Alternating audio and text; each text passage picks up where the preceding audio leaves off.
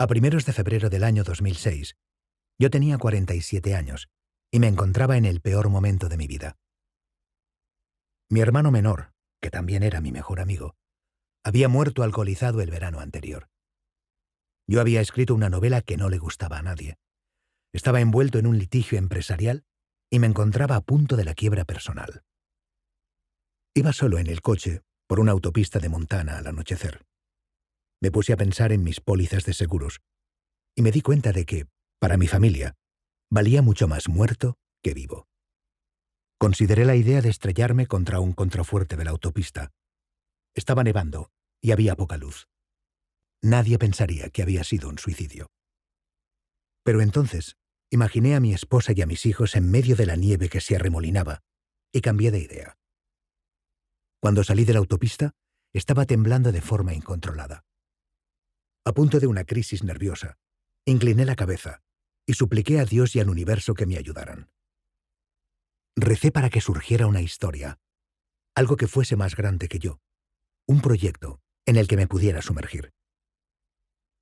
Resulte creíble o no, esa misma noche, durante una cena en Bozeman, Montana, allí tenía que ser, escuché fragmentos de una historia extraordinaria jamás contada sobre la Segunda Guerra Mundial, cuyo héroe fue un chico italiano de 17 años. Mi primera reacción fue que aquel relato de la vida de Pino Lella durante los últimos 23 meses de la guerra no podía ser cierto. Habríamos tenido noticia de él antes. Pero entonces supe que Pino seguía vivo unas 6 décadas después y que había regresado a Italia tras pasar casi 30 años en Beverly Hills y en Mammoth Lakes, California. Le telefoné. Al principio, el señor Lella se mostró reacio a hablar conmigo. Decía que no era ningún héroe, sino más bien un cobarde, lo que aumentó mi curiosidad. Por fin, después de varias llamadas más, aceptó reunirse conmigo si yo iba a Italia. Fui a Italia y pasé 3 semanas con él, en una vieja villa de la ciudad de Lesa, a orillas del lago Maggiore, al norte de Milán. En aquel entonces, Pino tenía 79 años, pero era grande, fuerte, encantador, divertido y a menudo evasivo. Pasé horas escuchándole mientras rememoraba su pasado. Algunos de los recuerdos de Pino eran tan vívidos que cobraron vida ante mí. Otros eran más confusos, y tuve que aportarles claridad a través de repetidos interrogatorios. Claramente, él evitaba ciertos sucesos y personajes, y había otros de los que parecía que incluso le daba miedo hablar.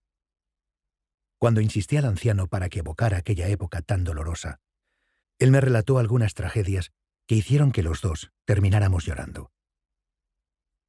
Durante aquel primer viaje, hablé también con historiadores del Holocausto en Milán y entrevisté a sacerdotes católicos y miembros de la resistencia partisana. Visité con Pino los escenarios más importantes. Esquié y escalé en los Alpes para conocer mejor las rutas de escape.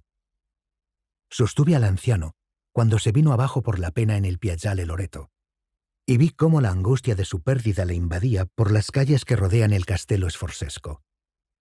Me enseñó el último lugar donde vio a Benito Mussolini. En la gran catedral de Milán, el Duomo, vi cómo su mano temblorosa encendía una vela por los muertos y los mártires. Durante todo ese proceso, escuché a un hombre que volvía la mirada hacia 2 años de su extraordinaria vida. Cómo creció hasta los 17 años y se volvió viejo a los 18.